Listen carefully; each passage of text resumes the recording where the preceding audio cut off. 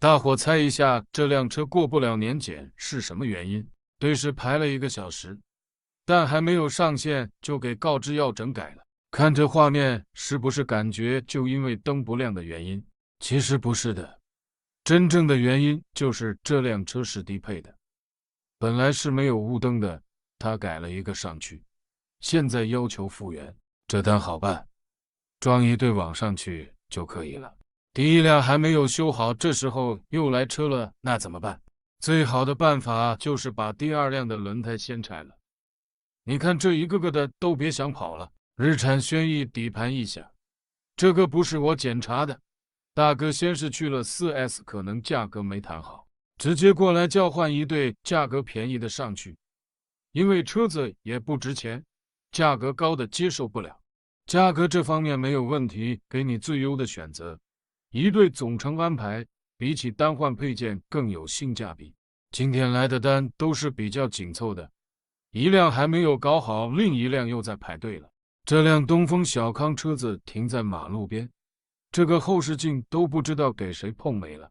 今天一早接了一个单，出来开车才发现镜子都没了。大哥强调要有现货才搞，要是没有就去别的地方，因为立刻马上要出发了。我感觉大哥这个要求有点过分了，这个货起码也得去仓库找10来分钟吧，你看就10分钟，多了我都不乐意呢。一波未平，一波又起。这辆510也是年检不过，原因是前右雾灯不亮了。大哥要求就又是一个字快，这个没问题，换个灯泡也不需要多长时间。哦，这下可好，后面的灯座都没有了，换灯泡变成了换总成。大哥也是非常满意，爽快说了，只要能搞亮就行了，管他总成不总成的。就喜欢这种爽快的客户，你爽快我更爽快。你看现在亮了吧？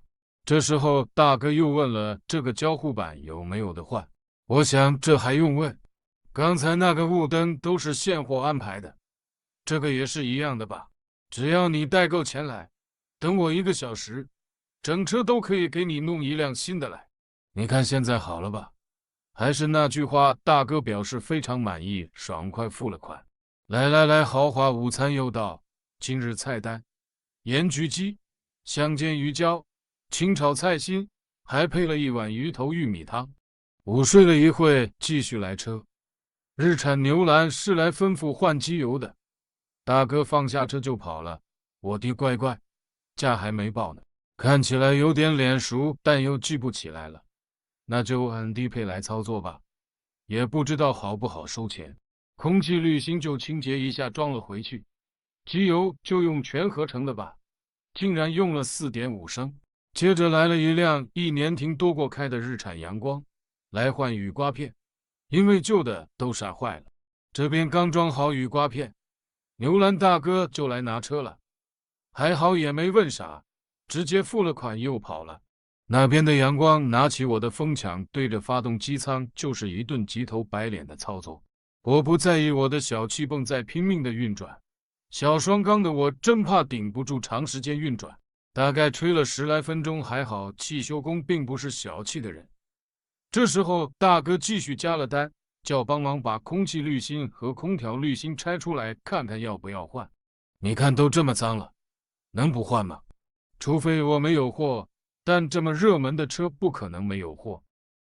能上镜的都有现货啊，那些没上镜的隔一天也有现货啊。没得价，拜拜。